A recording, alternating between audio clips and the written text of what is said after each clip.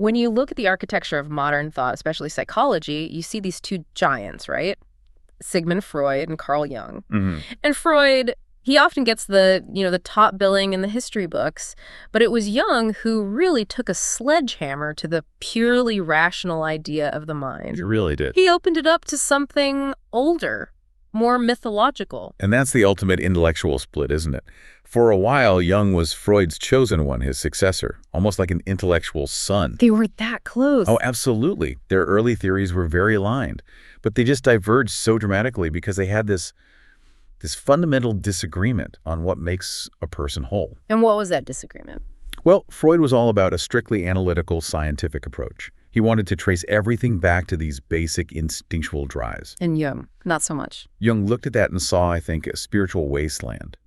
He felt that psychology, without any connection to the metaphysical or the soul, was, well, he reportedly thought it was kind of a waste of time. He needed to account for meaning. That sets the stage perfectly for our deep dive today.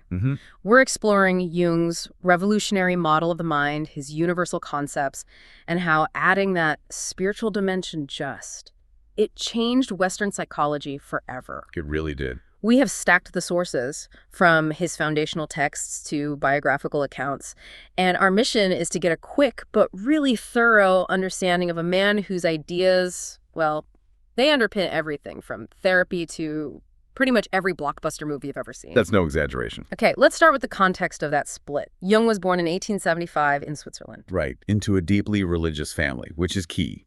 It sort of fostered this early fascination he had with dreams, with symbols, all the hidden stuff. And he studied medicine and psychiatry, which is what eventually put him on Freud's radar. And that first meeting in 1907 was, by all accounts, just electric. Yeah. They supposedly talked for 13 hours straight. 13 hours, wow. Yeah.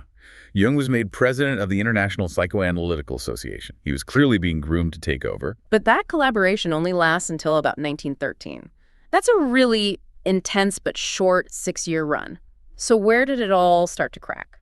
It cracked right at the core of human motivation. For Freud, everything, and I mean everything, was built around the libido. Which he defined as sexual energy. Primarily, yes. He saw it as this primal sexual drive. And Jung just started to see that as incredibly limiting. He began arguing that the unconscious was, well, it was way more than just a dumping ground for repressed sexual urges. I can just picture the tension. You have Freud, the analytical father figure, watching his star pupil start bringing in mythology, alchemy, Eastern religions. Exactly. All the things Freud would have dismissed as, superstitious nonsense. Jung wasn't just looking at patients. He was studying Gnosticism, Taoism, Hinduism. He saw that this human drive for meaning, for transcendence. The spiritual dimension? Right. He argued it was just as powerful, maybe even more powerful than the drives Freud was focused on. He's asking, how can we possibly understand neurosis if we ignore the search for meaning? And you really see that breadth in his work. You've got the analytical side and psychological types. From 1921, yeah, that's the basis for so much personality theory. But then you get archetypes and the collective unconscious in 51, which is where he really maps out this bigger metaphysical model. And then his autobiography, Memories, Dreams, Reflections, which just shows how deeply personal this whole journey was for him. He wasn't just a psychologist. He was really a philosopher of the human spirit. Which brings us right to his main contribution, the structure of the psyche. If Freud gave us the id, ego, and superego, Jung had a totally different model. A 3-layered model, yeah. So we're going beyond Freud's iceberg tip and into Jung's whole ocean. Where do we start? We start at the surface with the part you know best, the ego.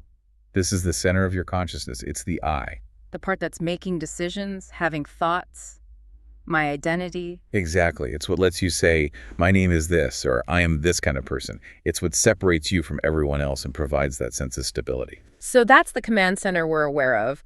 What's directly underneath it? Directly underneath is the personal unconscious. Think of it like your own personal hard drive. Okay. It's where you store everything you've forgotten or repressed over your lifetime. Memories, feelings, traumas. Anything that's too painful or just inconvenient for the ego to deal with all the time. Can you give us a really clear example of how that works, how it affects us? Absolutely. So imagine a big childhood embarrassment.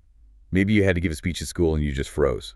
Or you tripped while you were dancing. Okay, I'm with you. That memory might feel like it's gone, but it's just been pushed down into the personal unconscious. So later in life, when you have to speak in public, you don't remember that specific event, but you feel this intense anxiety, this tension. So it's shaping your behavior without you even knowing why. Precisely. It's the source of our individual quirks and fears. That makes a lot of sense. But the real game changer, the idea that makes Jung, is the layer even deeper than that. That's right. The collective unconscious. This is the deepest layer, and here's the key. It is not from your personal experience. So where does it come from? It's inherited. It's a kind of psychic inheritance from all of human history. It contains these universal symbols and instincts that influence all of us no matter our culture or where we're from. It's like a species-wide database of meaning. That's a perfect way to put it. And inside that database are the archetypes. Let's define that simply. Archetypes are these universal patterns or figures that they pop up everywhere, right? In myths, in movies. Yes, they're like blueprints for experience. That's why certain character types resonate with us so deeply across different cultures. Take the hero figure, right? The idea of sacrifice, strength, transformation. You see it with Superman or Iron Man. But you also see the exact same pattern with figures like the Hindu god Ram or Prophet Muhammad, Jesus, Buddha. The cultural details change, but the blueprint is the same. Or something like the mother figure, the archetype of nurturing, of safety. Exactly. Mother Earth, the Virgin Mary. These ideas feel innate. We understand them without being taught. Okay, so let's dive into the 4 primary archetypes that you say shape our individual personality. This is where it gets really practical for daily life. It does. So the first one is the persona. The persona. This isn't your true self, it's the mask. It's the role we adopt to function in society. The strict boss, the funny friend, the calm diplomat. It seems necessary, right? We need that to get by. It is necessary, but Jung warned about it fiercely. The danger is identifying too closely with it. Why is that so dangerous? Because you forget who you are underneath. If your diligent banker persona takes over your entire life, your marriage, your emotions, you become rigid. You lose your authenticity. And then if that mask is threatened, your whole identity just collapses. That makes a lot of sense. Okay, and then there's the one everyone is talking about these days in therapy and self-help, the shadow. The shadow is absolutely crucial. It's the dark side. It contains everything the ego rejects. Our insecurities, our aggression, jealousy, all the desires we consider unacceptable. It's the unlived part of you. So if I try really hard to be a kind person, all my anger and impatience get shoved into the shadow. Exactly. And the problem is, if you totally suppress it, if you follow that idea that men don't cry or women are always nice, that energy doesn't just go away. It has to go somewhere. It turns toxic. Jung's suppressing the shadow leads to self-sabotage, to psychological distress, and it often gets projected onto other people. Projection. So that's when you see your own unacknowledged faults in someone else. Precisely. The person you criticize for being lazy. It might be because you've repressed your own fear of being lazy. The goal isn't to kill the shadow. It's to understand it and integrate it. So you don't want to kill the dragon, you want to tame it. Fantastic analogy. Yes. Next, we have the dual energies of gender, the anima and animus. This one can be a little confusing. It's not about biology, right? It's about psychological energy. That's right. It's about inner balance. The anima is the archetypal feminine side in men. Things like emotion, compassion, intuition. The animus is the masculine side in women logic, assertiveness, dominance. And why is that balance so important? Because wholeness requires it. A man who only expresses his animus all logic, no emotion, becomes brittle. A woman who only expresses her anima might lack assertive agency. You need both to have a rich, flexible response to life. So it's about integrating the whole spectrum, and that integration, that process, that leads us to the final, biggest archetype, the self. The self is the ultimate goal. It's the point where all these other parts, the ego, persona, shadow, anima, animus, all come together and overlap into a unified, authentic whole. It's the realized you. Think of any great transformation story. Like Tony Stark becoming Iron Man. Perfect example. The journey from the flawed beginning to the final integrated form. And that journey to achieve the self, that's what Jung called individuation. It is. And what's so critical is that individuation isn't a destination. You don't just finish it. It's a continuous, lifelong process. A constant work in progress. Exactly. It's the constant work of integrating everything about you, your strengths, your weaknesses, your painful emotions. Can you give us a modern example of someone who needs individuation? Think of the classic workaholic who has a breakdown after achieving huge success. They built their entire persona on their job, and now they're forced to confront everything they ignored. Their emotional life, their shadow. Their need for connection. Right. Individuation is the therapy they seek, not just to fix a symptom, but to become a more complete person. For Jung, this is like a psychological version of Nietzsche's will to power, the drive to become your absolute best self. This is such a powerful framework.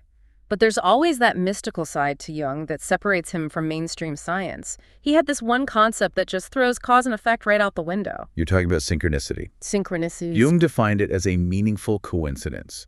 Two or more events that are connected by meaning, not by cause. A non-causal connection. Okay, but couldn't that just be our brains trying to find patterns in random events?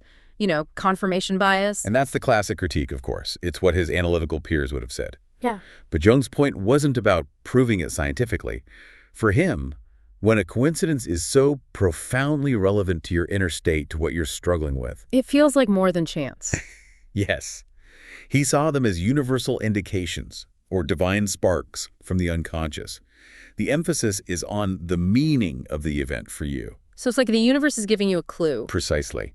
The classic example is you're dreaming about an old friend you haven't seen in 10 years, and they call you the next morning. Right. Or you're struggling with a massive decision, and you see a message on a billboard that seems to speak directly to your problem. That's the feeling. That feeling of, I need to pay attention to this. Jung urged people to trust that intuition, to see these moments as guideposts from the collective unconscious, helping you find your way. Speaking of the universe communicating, we have to talk about the experiences that really cemented his reputation as the mystical psychologist. I mean, some of these stories are like something out of a ghost story. Oh, his life was filled with what he perceived as psychic phenomena. He wrote about the poltergeist incident when he was a child, cutlery breaking, furniture cracking in his presence. He believed it was psychic energy manifesting physically. And the story with Freud is the most famous one, isn't it? It is. They're having this intense argument, and Jung feels this popping sensation in his diaphragm. And right then, a loud noise, like a small explosion, comes from Freud's bookcase. Wow. And Jung says, it's going to happen again. And a moment later, it does. Freud was apparently just stunned into silence. How on earth do Jung explain that? A noise from the furniture. He called it catalytic exteriorization. The idea that intense, unresolved psychic energy can actually affect the physical environment. For him, it was proof the psyche wasn't just trapped in the brain. He also had these really vivid, almost prophetic visions. He did. The most famous one was before World War I. He had this terrifying vision of Europe being flooded with blood. He was convinced it foretold the mass death that was coming. And what about the patient's ghost? That's maybe the most chilling. He describes having a full conversation with a patient in his office, only to find out later that the patient had actually died hours before their supposed meeting. So for him, these weren't just hallucinations. No, not at all. They were profound experiences that convinced him the soul, the psyche, could exist beyond the physical body.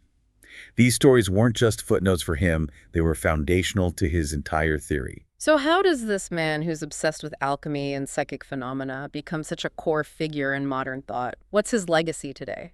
Well, his impact is just everywhere. Practically speaking, his work on introversion and extroversion and the different psychological functions became the direct basis for the Myers-Briggs type indicator, the MBTI test, which millions of people use. He basically revolutionized personality studies. But his ideas have gone way beyond the clinic. Oh, absolutely. The concepts of the shadow, of individuation. They are the bedrock of so much modern spirituality, the self-help movement, mindfulness, and his archetypes, the hero, the wise old man, the shadow, they are the literal grammar of storytelling. You see it in movies all the time. All the time. A movie like Star Wars or The Matrix is a perfect, intentional retelling of the Jungian hero's journey toward individuation. He gave us the keys to human mythology. It's an incredible legacy. Jung gave us this beautiful, complex roadmap to our inner selves. He insisted that the human experience couldn't just be reduced to material urges. By forcing us to look at the universal archetypes and, crucially, to confront and integrate our own shadow, he gave us the tools for psychological wholeness. And as we close out this deep dive, just think about that concept of synchronicity one more time, those meaningful coincidences. We've talked about how radical it was, how it challenged scientific materialism.